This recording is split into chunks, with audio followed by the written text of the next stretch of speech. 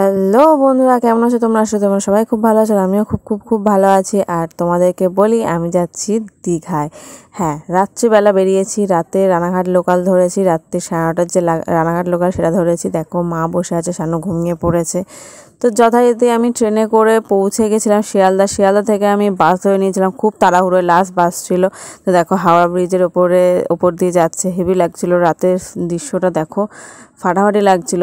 আমি ক্যামেরায় কতটা ক্যাপচার করতে পেরেছি জানি না, কিন্তু বিশেষ করে নিজের চোখে দেখেছি তো দারুণ লাগছিল, পুরো আলোয় ভর্তি। গঙ্গার পাড়টা এত সুন্দর লাগছে যে কী বলবো। আর দেখো ব্রিজের মধ্যে সবাই শুয়ে রয়েছে, আর ব্রিজে কাজও চলছে। কি করবে, যাদের ঘরদোর নেই তারা এখানেই স্থান নেয়, আর কি করবে, কিছু করার নেই। তো যাই হোক, আমি প্রায় 11:30টার দিকেই আমি হাওড়ায় পৌঁছে গেছি। বিশ্বাস করো, আমি তো ভুলেই গেছিলাম আমার ট্রেন সকালে। তো দেখো আমি এখন হাওড়া স্টেশনের বাইরে, আমি শানু মা বাবা সবাই বসে আছি, কারণ ট্রেন হচ্ছে ভোরবেলায়। তো দেখো আমরা ট্রেন ধরেও নিয়েছি। আর বিশ্বাস করো, ট্রেন ধরবো কি মাথার মধ্যে একটা চিন্তা ছিল। আর আমি লোকাল ট্রেনে ট্রাভেল করেছি।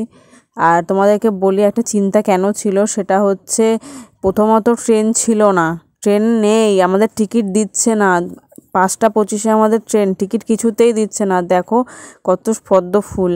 তার যথারীতি অনেক কষ্ট করে আমরা ওখান থেকে মেচেদা গেলাম। হাওড়া থেকে মেচেদার থেকে বললাম যা হবে দেখা যাবে, মেচেদায় তো যাই। মেচেদার থেকে দেখলাম ট্রেন আছে, তো যথারীতি ট্রেনে করে দেখো আমি দীঘা পৌঁছে গেছি। আর দীঘার এই সেই মন্দির, যেই মন্দিরটা তৈরি হয়েছে, জগন্নাথের মন্দির। এটা সামনের বছর উদ্বোধন, মানে খুলে যাবে জনসাধারণের জন্য। আর আমি দীঘায় এসেছি, কিন্তু বিশ্বাস করো ভীষণ টায়ার্ড, ভীষণ। সারাদিন আমি আর তোমাদেরকে ভিডিও করে দেখাতে পারিনি যে আমি কী করছি না করছি। আমি মানে রুমে গিয়েই না আমি ঘুমিয়ে পড়েছিলাম। আর সমুদ্রে নামতেও পারিনি, কারণ এত জল ওপরে রয়েছে। জোয়ার এসছে, জোয়ারের মানে ভাটাই হচ্ছে না। সে বলে না প্রত্যেক বছর অন্তর অন্তর জোয়ারের টাইম চেঞ্জ হয়, তো এবার সেটাই হয়েছে।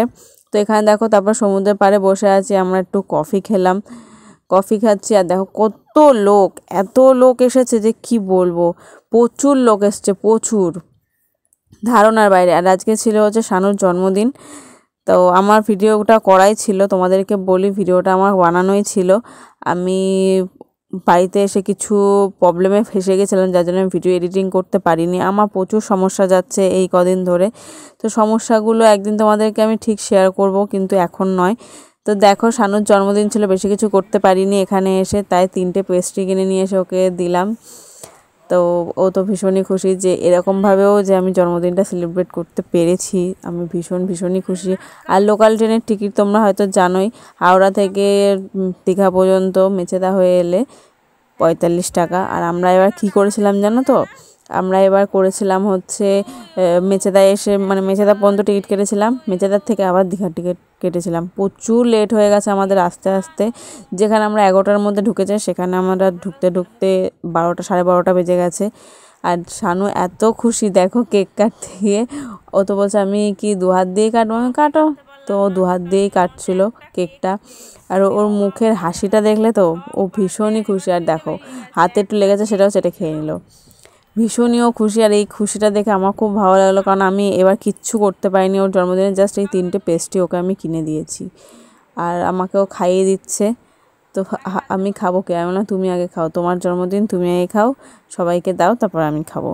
আর বাবা বসে আছে, বাবারও রাত হয়ে গেছে, খিদে পেয়ে গেছে। আমি বললাম দাঁড়াও, ওই পেস্ট্রিটা কেটে নিই, কেক তো নয়, পেস্ট্রিটা কেটে নিই, তারপরে খাওয়া দাওয়া হবে। তো বন্ধুরা দেখো, আমি রুমে চলে এসেছি, আর এইভাবেই বসে রয়েছি। এখন ঘুমিয়েও পড়বো, কারণ আর পাচ্ছি না। তো বন্ধুরা আজকের মতো ভিডিওটা আমি এখানেই এন্ড করছি। ছোট্ট একটা ভিডিও হয়ে গেল, মিনি ব্লগ হয়ে গেল, কিছু মনে করো না। আমি ভিডিও কিছুতেই করতে পারছি না, এটা ওখানে গিয়েও একটা প্রচণ্ড মেন্টাল স্ট্রেসে ছিলাম, যার জন্য আমি ভিডিও করতে পারিনি। তো যাই হোক, টাটা বন্ধুরা, গুড নাইট, বাই বাই, ভালো থেকো।